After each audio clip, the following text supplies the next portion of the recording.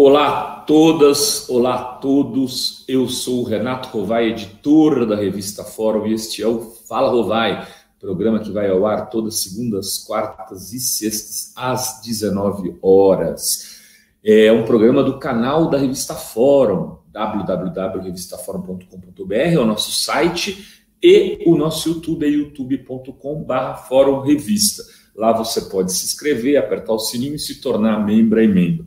A conversa de hoje é sobre coronavírus. De novo, vai? Sim, de novo. Mas a gente não vai falar sobre a parte do Titanic onde tem o pianista.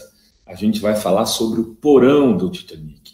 Há algum tempo eu venho chamando a atenção para isso. O vírus, evidentemente, vai atingir a todos, de maneira...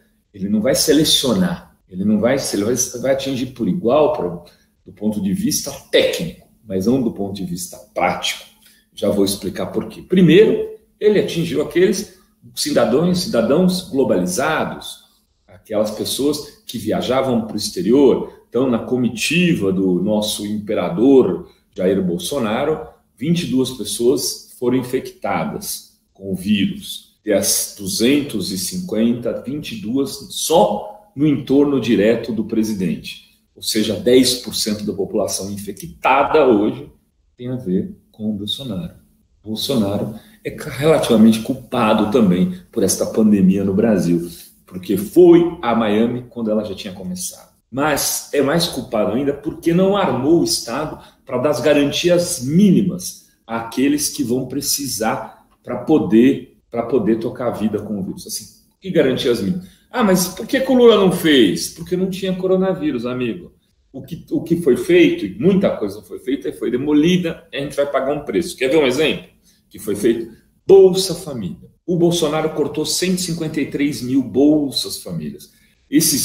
Essas crianças, essas senhoras, esses idosos, esses pais de família que estão desempregados, estão na classe E, não tem recurso nenhum, vão enfrentar o coronavírus completamente na miséria, sem direito a nada. Talvez porque um deles estava vendendo bala no Farol e tinha uma rendinha. E aí eles acharam, então, que aquele lá não precisava mais do Bolsa Família. E agora, como é que faz? Esse é uma coisa que podia já ter sido retomada. Olha, vamos voltar a pagar todos os benefícios do Bolsa Família para aqueles que saíram do Bolsa Família nos últimos 6 meses, 1 ano, 2 anos. Outra coisa, na nova lógica neoliberal de empreendedores, surgiram os Ubers, os milhões, os entregadores de pizzas, entregadores de lanche, de bicicleta, de moto, de patinete, de skate, né? Isso hoje é um batalhão de gente que vive com recursos oriundos da força do seu trabalho no dia a dia. Trabalhou, recebeu, não trabalhou, rodou. Como é que esse cara vai viver agora? Pô, era um novo empreendedor? Para o novo empreendedor que quase na lógica, e sem nenhum desrespeito com o termo que é usado, burro de carga, que recebe a água pelo aquilo que faz, não tem nenhuma estrutura de defesa de Estado, porque não é registrado, porque não tem benefícios nenhum, diretos nem indiretos. Esse cara vai ficar como? Completamente desamparado? Por que o governo já anunciou políticas para ele? Outro exemplo, algumas cidades estão fazendo coisas, mas ainda está muito desconectado. Uma ação do governo federal poderia resolver a questão das escolas e das merendas. Sim! Sim, senhoras e senhores. As crianças, muitas crianças desse país vão à escola também para comer merenda. Algumas, inclusive, acabam só praticamente comendo a merenda e não aprendendo nada pelas dificuldades imensas que vivem nas suas residências. E cadê a merenda desse pessoal? Não se criou ainda uma articulação para que essas famílias recebam a comida daquele dia, daquela alimentação dessa criança e talvez de outras que estejam desamparadas nessa mesma casa. Isso podia ser feito com entrega de cesta básica, contratando agricultores familiares que vão ter dificuldade para poder colocar seus produtos para vender em feiras, por exemplo, em feiras de agricultores, às vezes orgânicos ou não. Como é que esse pessoal vai fazer? O governo podia articular e fazer as compras e entregar. Moradias inapropriadas. Agora, isso é um drama.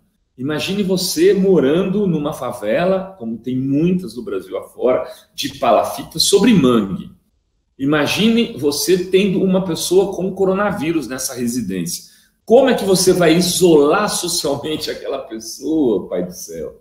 Isolar socialmente, não tem 2 banheiros na casa, não tem 2 cômodos, muitas vezes. Então, era preciso já ter criado uma articulação governamental para poder fazer com que clubes, igrejas, sindicatos, associações de bairro se tornassem espaços provisórios de moradia e talvez o governo já construísse moradias rápidas ou espaços, nem que fossem moradias de container, para as pessoas ocuparem por um período de tempo até que a situação melhorasse. Ou que, pelo menos, aqueles que estão em observação pudessem estar isolados esperando a avaliação para ver como se desenvolve o seu caso.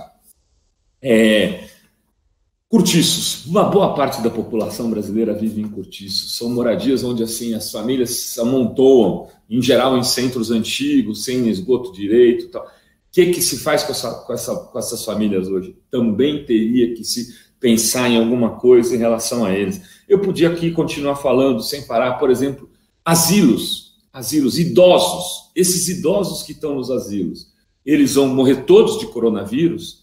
Porque eu não estou falando de um asilo privado de 5 mil por mês, eu estou falando de asilo público, asilo lar de velhinhos, que as pessoas às vezes contribuem só com aquela aposentadoria que tem convênio com o município, às vezes também não tem, é uma associação de caridade. Qual convênio está se fazendo já antecipando o que está por vir? Olha, além disso, por exemplo, este que vos fala trabalhou muito tempo como artesão, pagou sua faculdade vendendo bijuteria em feira de artesanatos. Eu sei como é que é a vida dura do pessoal que trabalha com artesanato no país.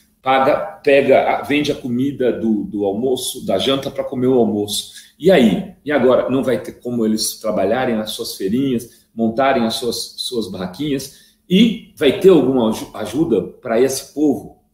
Se falou alguma coisa disso? Garçons.